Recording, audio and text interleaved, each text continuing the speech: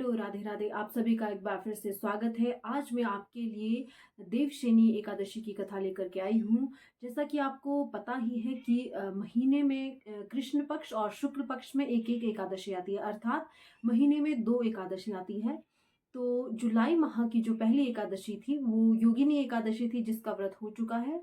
और अब हमारी आने वाली है देवशयनी एकादशी, जिस दिन भगवान विष्णु और माता लक्ष्मी जी की पूजा अर्चना की जाती है। आषाढ़ माह के जो एकादशी है उसका नाम है देवशयनी एकादशी, जो कि 17 जुलाई 2024 को आ रही है।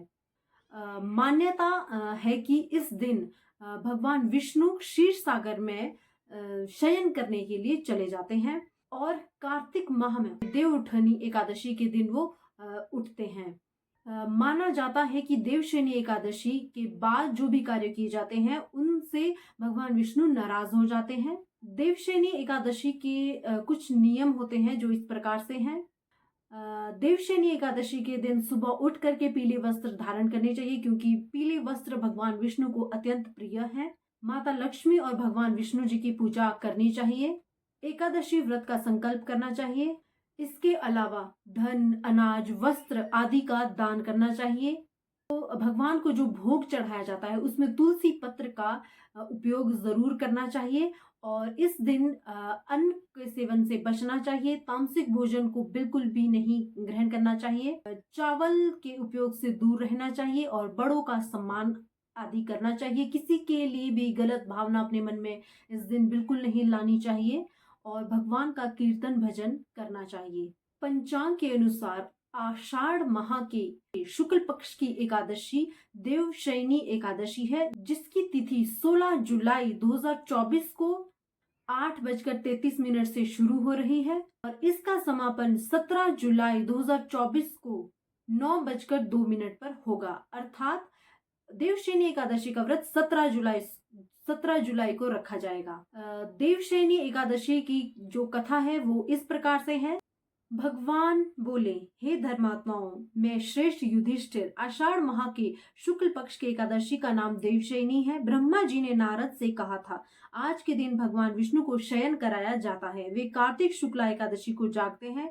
चतुर्मास का व्रत इस एकादशी से प्रारंभ होता है। जो मनुष्य ब्रह्मचर्य का पालन कर चतुर्मास का व्रत करते हैं वे भगवान विष्णु को प्रिय होते हैं। शिवलोक में भी उनकी पूजा होती है। सर्व देवता उन्हें नमस्कार करते हैं। चंद्रयान आदि कठिन व्रत भी यही चतुर्मास के व्रती को समाप्ति के समय करना चाहिए। ब्राह्मणों को भोजन दक्षिणा से प्रसन्न करे। गऊ को दान कर सके तो वो करे, नहीं तो गर्म वस्त्र का दान अवश्य करे। और तिल के साथ मिलाकर जो स्वर्ण दान करते हैं वह भोग मोक्ष दोनों प्राप्त करते हैं। गरीबों के लिए गोपी चंदन के दान से भगवान को प्रसन्नता होती है। हल्दी के दान से गौरी शंकर जी को प्रसन्नता होती है और चांदी के पात्र में धरकर हल्दी का दान देना वामन भगवान की प्रसन्नता के लिए है। ब्राह्मणों को दही भात का भोजन कराना चाहिए। चतुर्मास में जो एक बार भोजन करते हैं वह स्वर्ग को जाते हैं। इस व्रत में जो जौ तथा चावल इत्यादि इत्यादि को खिलाते हैं जो वह स्वर्ग को जाते हैं। अब एकादशी के महात्म्य की एक पुरानी कथा कहता हूँ। सूर्य वंश के मंधाता राजा प्रसिद्ध सत्यवादी अयोध्यापुरी में राज करता था। एक समय उसके राज्य में अकाल पड़ गया। प्रजा दुखी होकर भूख से मरने लगी। हवन आदि शुभ कर्म बंद हो गए। राजा को कष्ट हुआ। इसी चिंता में वन को चल पड़े। अंगीरा ऋषि के आश्रम में जाकर कहने लगे, हे सप्तऋषियों में श्रेष्ठ अंगीरा जी, मैं आपकी शरण में हूँ। राजा के पापों से प्रजा को दुख मिलता है और मैंने अपने जीवन में किसी प्रकार का कोई पाप तो नहीं किया है। आप दिव्य दृष्टि से देखकर कहो कि अकाल पड़ने का क्या कारण है। अंगीरा मुनि बोले, सतयुग में ब्राह्मणों का वेद पढ़ना और तपस्या करना धर्म है, परंतु आपके राज्य में आजकल एक शूद्र तपस्या कर रहा है। शूद्र को मारने से दोष दूर हो जाएगा, प्रजा सुख पाएगी। मंधाता बोले, मैं उस निरपराध तपस्या करने वाले शूद्र को ना मारूंगा। आप इस कष्ट से छूटने को कोई और सुगम उपाय बतलाइए।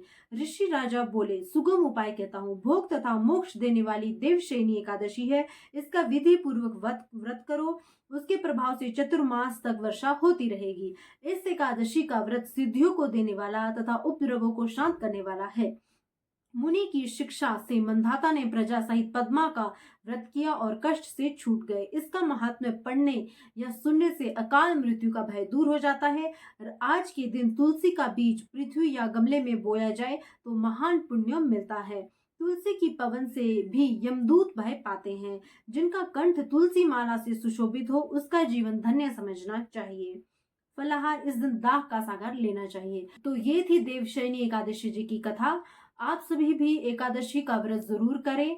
अब मिलेंगे अगली एकादशी में जो अगस्त माह में आएगी। तब तक के लिए राधे राधे।